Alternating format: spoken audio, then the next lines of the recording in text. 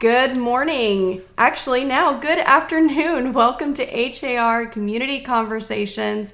This is here every month, the first Thursday of the month at 12 noon. We're going to be having meaningful conversations about the topics that matter most to Houstonians. So today we are joined by Tom Torello with the Phenix Group to talk about some advanced credit solutions. Welcome to the program, Tom.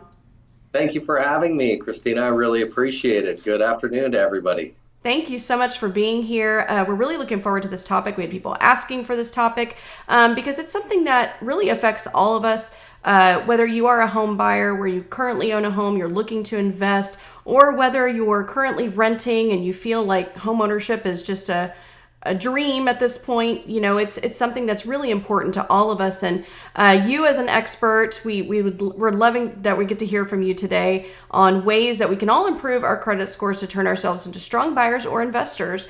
With that in mind, again, we build this program on the idea of building strong credit.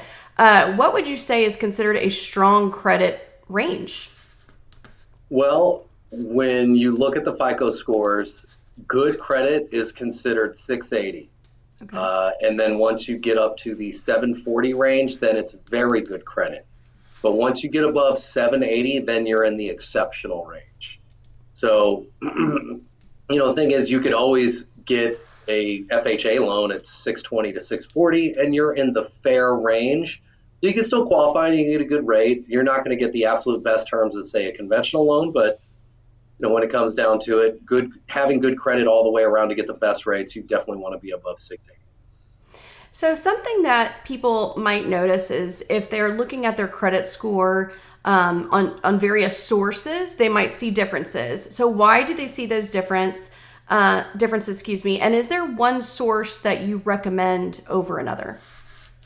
Absolutely, and that's a very good question. When it comes down to it, there are companies that have created credit scores as more of a little bit of a gimmick, unfortunately. So you have these companies, say like Identity IQ or Credit Karma, where they have a Vantage 3.0 scoring model.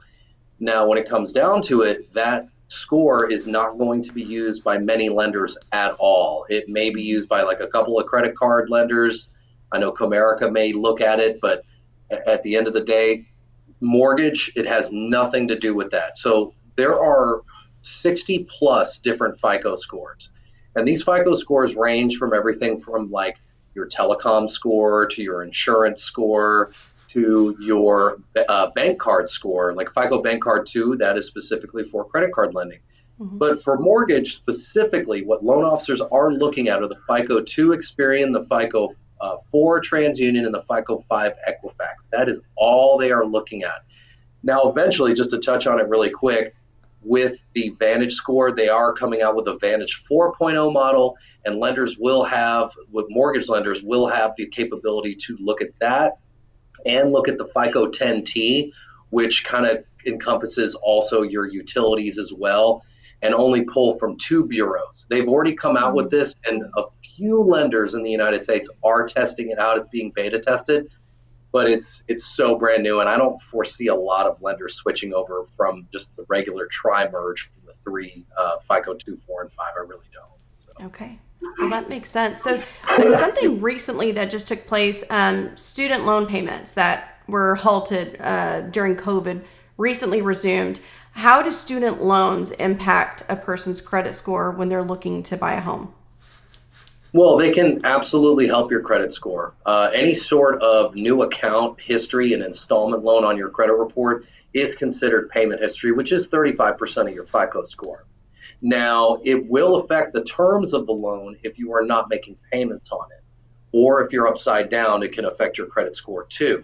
Now, just to speak on the terms of the loan, typically when you're talking about everyone's been in this COVID forbearance, people have not been paying on their student loans. Well, when they go to apply for a mortgage, the mortgage company is then going to subtract 0.5% to 1% of the total amount of student loan debt off of their income. So if you have, say, $100,000 in student loan debt, well, they hit you with 1%, there's $1,000 in purchasing power coming off of your income. And for every $100 that you have in debt to income ratio, it's like $36,000 extra in home that you could buy. Now, when it comes to being upside down in your student loans, that will negatively affect the credit score. So on a mortgage report, they have these specific codes when it comes to the actual problems with the credit. And one of them is like called a code 33. The proportion of loan balances is too high to the loan limit, meaning you're upside down. So typically looking into doing a consolidation so that evens out would actually get your score to go boost up. Okay.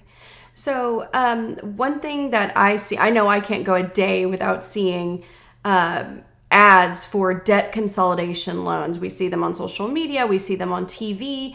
When should a potential home buyer consider a debt consolidation loan? Okay, so let's just make sure we're getting clear on debt consolidation because there's a lot of confusion about debt consolidation. Okay, first of all, if we're talking about loans, debt consolidation loans are very helpful. Like if you have credit card balances that are way too high and that is negatively affecting your credit score, but the interest is just killing you. Well, of course, you can call the credit card companies and try and negotiate your interest down. They may, if you do a good job, you may be able to get it down to 11, 12%. But the consolidation loan is going to be your best bet just for the fact that it's going to be a simple interest loan. You're going to have a certain time frame you're going to be able to pay that off, and you know you're going to be said and done with it. It's as far as when a home buyer should look at doing that. Well, if they are trying to buy a home and they're in debt, it's going to be really hard for them to pay down the credit cards, and they really need to boost up their credit scores. Then looking at doing a debt consolidation loan absolutely makes sense. It will affect the debt to income ratio as far as that new payment's concerned, but at the end of the day, you'll have a plan in getting yourself out of debt. Now, when it comes to debt consolidation, people hear debt consolidation, they also get confused about companies that perform debt consolidation, which they don't really consolidate debt. What they do is debt settlement. So what they'll tell people to do is tell them to stop making their credit card payments and then put all the money into an escrow account that they would normally pay the company and then save it up and be able to settle the debt. If you're looking to purchase a home anytime soon, that is not recommended because you will absolutely tank your credit score. You will be not paying your bills and everything will go to collections. So I just want to make sure people understand there's a big difference between a debt consolidation loan and a debt consolidation company, which it can be useful if you have hundreds of thousands of dollars in debt and you really don't want to file bankruptcy because you have a ton of assets. So that's something that is considered helpful, but you need to know the difference. So how long should someone have that good credit range or that strong credit range that we were mentioning before they look into buying a home? Do they need to reach that range? Or getting close to that range is enough? What is your recommendation there? It just depends on the terms. There's so many variables going into credit where, you look at how long do I need to go ahead and have this strong credit score. I mean, look, once the score is there, you should be good. Now, the lender might tell you have to add a credit card or something like that. But, when it comes down to it, if you have established credit at least like 6 months, that should be able to get you over the hump, 6 to 12 months for sure, to where you could get a pre-approval. I mean, I've gotten people who've gotten brand new credit cards, just got out of their collection debt, boosted them up to like 680. And, after like only like a few, 2-3 months of credit history, they still were able to be approved. Wow. So, Going back to the debt consolidation, so if somebody they're utilizing a debt consolidation loan, would you recommend that they complete the terms of that loan, complete all those payments before looking to purchase a home? Or once they're in that plan for a few months, are they okay to purchase? They're okay to purchase. It's just up to them. It's really up to them. It's gonna, like I said, it's gonna affect the fact that they're gonna have a different debt to income ratio with that new monthly payment. So obviously, if they don't qualify for the amount that they want, well, then they're gonna want to pay that off. Okay, makes sense. I do see a few comments and questions coming in, so I'm going to take a look at those. I see some good info. Love the information about student loans. Foster asked, what is the timeline for a rapid rescore? And don't recommend a buyer using this method for credit repair. So what is the timeline for a rapid rescore? I guess How fast can this be done? So first of all, I'm not a loan officer, so Mm-hmm. I am not an expert when it comes to rapid rescores, but typically when I work with loan officers, rapid rescores happen like within a few days. Mm-hmm. They can rescore it and be able to say, okay, now their score is this based off the simulator plan that we plugged it into, where they can basically they have this credit simulator where they can put in all the accounts, and if they make an adjustment, they can estimate what the credit score is going to go to. That's where the rapid rescore comes in, Mm-hmm. and they'll do it on, say, like a credit card that they paid down and they want to get a home right away, and they've got this code 10 proportion of balances are too high to the credit limit because they're maxed out on their cards, but they don't want to wait 30 days to get it to update and wait to pull another report, so they'll do a rapid rescore. So like within a day or two, you'll be able to get that credit score to where that's what the lenders will see, and that's what they're going to approve you based on that new score. That Now, as makes far as where he sense. says, and don't recommend I didn't understand that last question, and don't recommend a buyer using this method for credit repair. I didn't understand that. But Yeah, Foster, if you want to clarify that, if there's a question there, we can answer it. And also for anyone else who's tuned in live, if you have questions for Tom, type those in and we'll get to as many as we can. Um, Tom, with Texas being a community debt state, how does the debt of a spouse or domestic partner affect the purchase of a home, I guess negatively or positively? so when there's variables on that too. So Mm-hmm. when it comes to government-backed loans, like FHA loans, if you decide, well, my wife has terrible credit, but I have good credit, and you want to go FHA, the loan outfit has to consider the spouse's debts for the debt to income ratio. So yeah, they'll only take your credit score into consideration, but if there's a lot of, say, collections on there, they will take that away from your income. So Mm-hmm. that's 100% going to affect the purchase of the home. Um, when it comes down to it, though, I mean, as far as the spouse is concerned, I mean, they can technically try and come after you for that as well, Mm-hmm. just if you have like collections or charge offs. So that's something where, if someone gets a judgment, that's going to affect the purchase of the home too, because all judgments have to be free and clear and paid. Okay, very good. And we got some clarification on Foster's question. He was saying, do you recommend this method for credit repair? So it's not exactly credit repair. So Mm-hmm. that's the thing. It's more of like this is something that the loan officers do. And just to touch on something, I don't really do credit repair. I do credit transformation. I'm not here to repair someone's previous mistakes. I'm here to transform them into buyers. And plus my process is very different. But at the same time, like as far as getting the credit to where it needs to be, it's just going to be an option to say, okay, we don't want to wait. We don't want to wait for something to update. Mm-hmm. Let's see if the loan officer is willing to go ahead and rescore it. That's your answer right there. That's the best answer I can give. Great, thank you. Um, Barry asked, what is the most damaging item on a credit history when trying to improve a score, and what should someone attack first?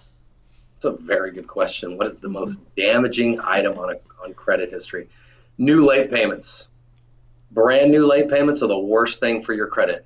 Absolutely. When your credit is up in the 700s, high 700s, 800s, and you go late one time, you can expect your score to drop no less than a minimum of 100 to 150 points. Wow. So, absolutely, they will really put you in a hurt locker. Now, when trying to improve your credit score, what you should attack first is the credit cards that you have currently on the credit report, as far as paying down the debt. That's number one. Now, as far as having a plan of attack, going after specific accounts, I mean, there's too many variables to give you a solid answer on what you should attack first. It Mm-hmm. just kind of all depends on if there are inaccuracies or you got some proof to show that it's inaccurate. Mm-hmm. Obviously, you want to go after the low hanging fruit first. Okay, very good. All right, so another question I had for you, because we kind of want to get into the improvement side of it now. So, what are the first steps that you recommend for someone who's looking to buy a home in the near future? Well, first of all, go look at your credit. That's number one. Pull a credit report. There are a few sites I would recommend. First of all, annualcreditreport.com is a website that was created by the bureaus about 20 years ago, created by the government about 20 years ago. They went to the bureaus and said, hey, we know you own everyone's credit score, but we don't see it being fair. People have to pay to see their account information. So we'll create this website where once a year you can pull your credit information minus the score because we know it's proprietary.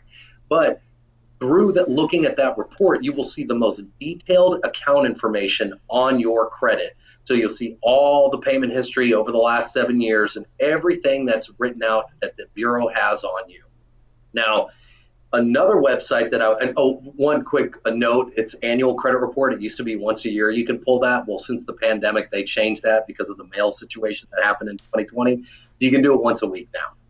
Now, the other website I would recommend would be Experian.com.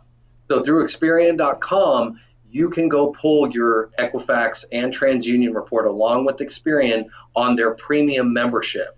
Now, the thing is, if you do this, I don't really recommend people to pay for it, I'll be honest with you, because you can't get the credit reports as often as you might want them. So I do recommend just doing the free trial and just canceling it.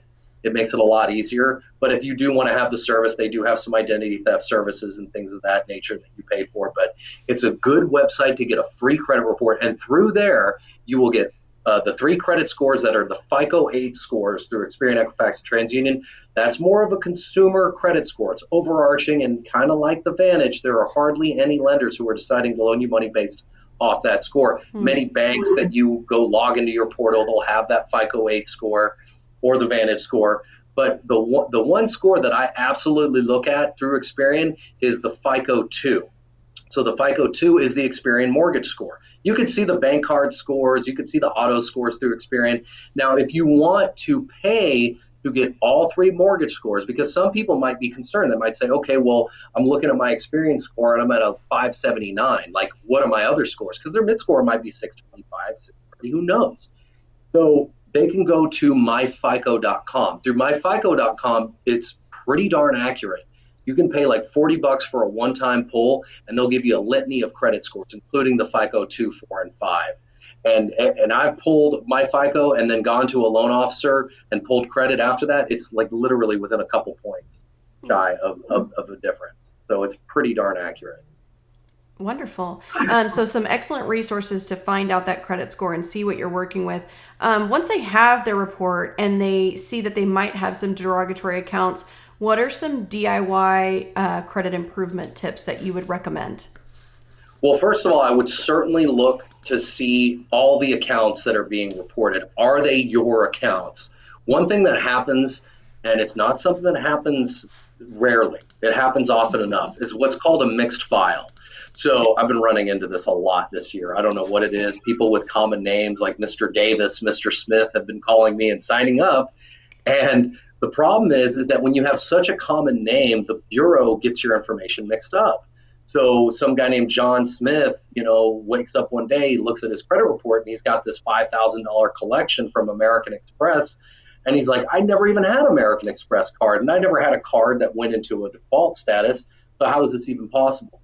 Well, it's because of the name variation. So the bureau mixed their information up. So looking to make sure that all your information is cohesive across the 3 bureaus to make sure your information's not getting mixed up, so you can point out these inaccuracies. Also, so that's number one, looking up mixed file, making sure that you incurred the debt too, making sure that they are your debts, because hey, you never know, there could be some fraud on your credit report. You might have to file a fraudulent claim to the bureaus on that account. Another thing is if you're like, okay, well, this a charter bill, I turned in the box, but I don't have the receipt to show that I turned in the box, yet this Jefferson City Capital is trying to hit me up for $500 now on this box, and I need to get this off my credit report because it's really bringing me down. Well, look to see on the annual credit reports what they're reporting, because if they're showing different information from what the creditors and collection agencies are showing, that is technically considered to be inaccurate, and you might be able to get the bureau to delete it based off of that. So the one thing I don't recommend is just disputing information. If you don't have documentation to go submit to the bureaus as to show that the account is inaccurate and they need to remove it, and you've got enough proof to show them, do not dispute the information, because most people don't know this, but disputing accurate information is illegal. So with that being said, a lot of people will go and they'll hear like these gurus on TikTok University, Instagram, and YouTube, right? And guys saying, oh, it's so easy to get out of your debt. You just write a letter to the bureaus, or you click the dispute button and say it's not yours. And they have this debt verification process where if the creditor doesn't reply within 30 days, it can come off the credit report. That is true. However, it doesn't create a permanent result. Number one, the bureaus, when you start submitting those generic disputes, they're going to consider your disputes to be frivolous. And they're not even going to take you serious. In fact, since the pandemic, almost 14 million disputes as of the beginning of last year were completely disregarded. How I know this is because Capitol Hill, the House Subcommittee on Coronavirus Affairs, called the bureaus before Congress and made them testify. They were like, why did you not regard these 14 million disputes? Representative Jim Clyburn asked that, and the bureau said, oh, it's because we knew they were from credit repair companies. I said, okay, well, how did you know? And they brought the letters. They said, well, look at the letters. All the ink, the paper, the postage, it's all the same. But they opened up the letters and they were like, look, the verbiage was exactly the same on thousands of letters. So credit repair companies use these softwares where they just literally will push a button and it's got pre-built templates written out. So like they're not even looking at these anymore. And aside from that, if it does come off, the creditor can sell it to a collection agency. They can still sue them. So it's not recommended. And let me tell you something. It's what 99% of credit repair companies do. They all do this process. Wow. So you have some great information aside from what you're sharing today that we're going to talk about in a little bit, how people can get more educated from you on this, because there's just so much that they could potentially learn. But the recommendations that you've shared so far, is that what you would also recommend to somebody who's looking to become an investor? Maybe they already own a home, but they're looking to expand and want to maybe purchase investment properties. Are these the same recommendations that you would give investors? Partially, yes. I mean, in the respect if they have derogatory accounts on their credit report following the same methodology. But in those kind of cases, when I'm dealing with investors, I specialize in business finance too. So I want to make sure I point those investors into the right realm of getting and obtaining business credit. So, obtaining their paydex score through Dun & Bradstreet, building up the payment history by submitting invoices over to Dun & Bradstreet, so that way they can show years of payment history for how long they've been in business. Also, I do have resources for business lines of credit that they can obtain if that's something they want to take a look at. But making sure if they're going to be an investor, you absolutely want to get to the point where you can not have to put it on your personal credit and only use your business credit to purchase mortgages. Okay, excellent. So if a buyer has to hire a company to help with their credit, again, you've shared what some companies do. What should they be looking out for? What are maybe some red flags and some green flags for a company that might be able to help? Well, red flags, first of all, would be companies that are not bonded. That's number one. It's illegal to not be bonded under the Credit Repair Organizations Act. Setup fees are also considered illegal as well under CROA, Credit Repair Organizations Act. But also, if they're just telling you they just dispute the information and there's no documentation and there's no strategy, that's a red flag. If they don't have any recommendation for you on your personal credit to boost your own scores on your own, that's a red flag. Also, they'll put you with this low monthly fee and they'll keep that going for a long time. And so there's no point of graduation. When there's no point of graduation, that's a major red flag too. So these are just the ones that I can think of off the top of my head. We actually created a checklist. We're working on an infographic right now of what to look out for when hiring a company.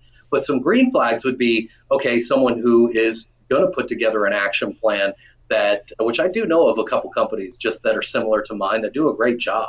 Mm-hmm. It's not all doom and gloom. There are some good companies out there, I promise.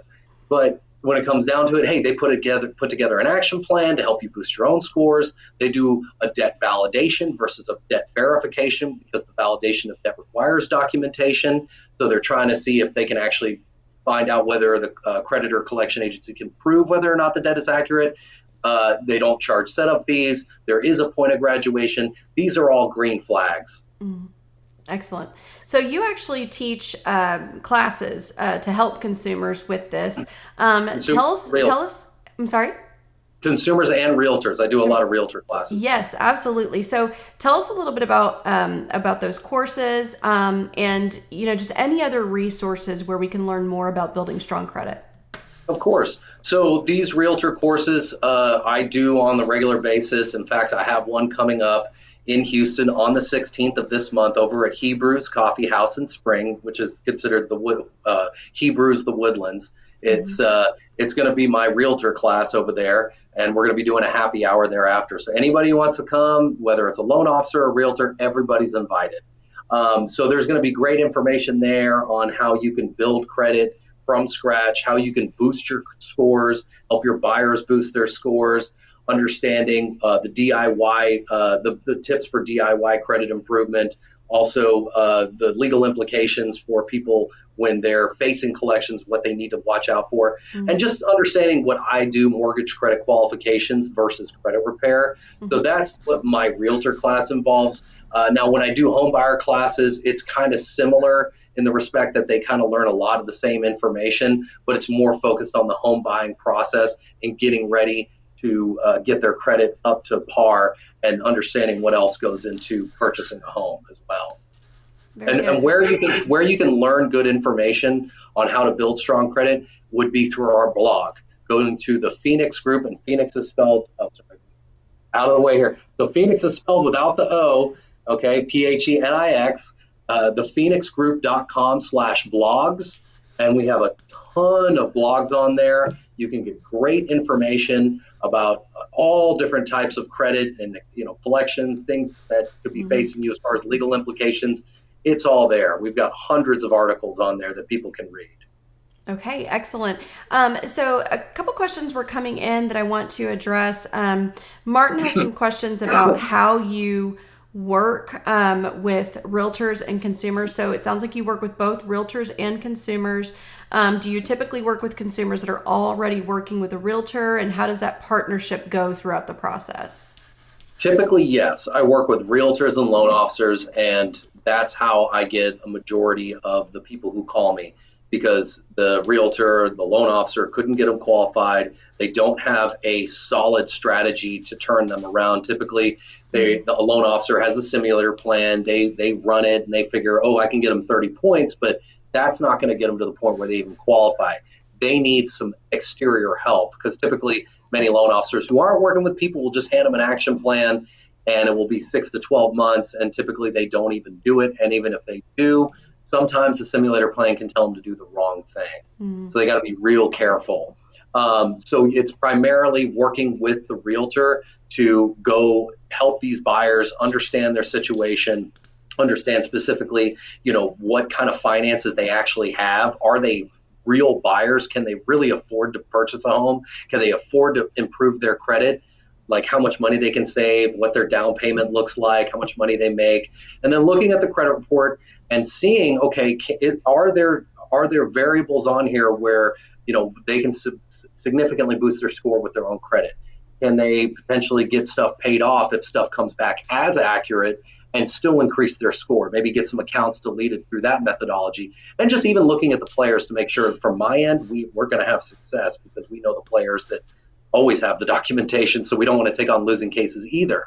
A good majority of people I would say I can help, but at the end of the day, it's a 6 to 12 month program, and I take people through a free 2-hour consultation, so that way people are 100% aware of all the ins and outs of what goes on to this program, ground rules, what the creditors do to sabotage them while they're in the program, how we update each other, and then we go over the entire credit report, all the accounts, and their homework. So there's no surprises. They have complete expectations on knowing where they should be. And I just make sure I stay in really good communication with them throughout the program. I don't stick them in a portal or anything like that. I'm their portal. I call them and I let them know, here's your mortgage score. This is where you're at. These are the accounts that we've gotten deleted. Here's what you need to do. And I just make sure they're sticking to their plan too. Hey, I told you to do this. Why isn't it done? So I'm the one who's writing them. It's basically where realtors and loan officers can just kind of sit back and relax. They don't have to hear people's sob story. I get it. People have a story. They lost their car because this happened. you know what, at the end of the day, I'm going to be there to listen. You guys need to spend your time finding home buyers that are actually qualified. Okay, very good. So we had a few people asking about the class that you mentioned. So tell us where they can find any of your upcoming classes, including the one for realtors taking place in a couple weeks. Okay, so that's the only one I have scheduled now. I'm planning out my next classes for Houston for next year this month, which I don't know if you guys know, I'm not in Houston. I live in the Dallas-Fort Worth area, so I do try and make it down there like, once every few months. And if this happy hour goes really good, I will probably do this happy hour probably once a month Okay. over there in spring. So, but I typically will go to, well, I was going to Stewart Title Champion, but they folded down there. So I got to find a new title company to do classes at. But I'll either do it at brokerages, and any realtor who is interested in having me do a class at their brokerage, just reach out. Let me talk to the office manager over there and get something on the books. I'm very happy to come to a lunch and learn. I'll bring a sponsor, and they'll bring the lunch, and then I'll teach my class. And Mhm. it's what I've been doing down there in Houston with many different Keller Williams brokerages and Remax and Realm. All right, excellent. We covered this earlier, but I know it's such a common question. I want to make sure that everybody got the answer. Ishki was asking if you are married but your spouse has bad credit and you're going conventional, will the spouse with bad credit affect you? So earlier you answered about FHA. So what Yep, about with not conventional? not with conventional. Yeah, because it's not a government loan. So that's one where you could just go in. They're not even going to look at her debts. They're only going to consider your credit and your debts. That's it. Okay, very good. And where can people sign up for the Houston class that you have coming up in a couple weeks? Is that I on your I website? so it's on. It's not on our website. I will post it today on Thomas Torello, the credit professional, on Facebook, or you can go on my Instagram because it's on there right now. Phenix Torello is my handle. So go ahead and go on there, but I need to post it on my business page. I think I posted it on my personal page. So I'll post it today, and that way there's a registration link. Um, yeah, there's a flyer and a QR code you can scan. It's on Eventbrite if you want to find it, but yeah, that's where you register. Very good. And we will post those links to Tom's social media in the comments as well. Wayne was asking a question for consumers that have bankruptcies. Are there programs or classes for them that you offer?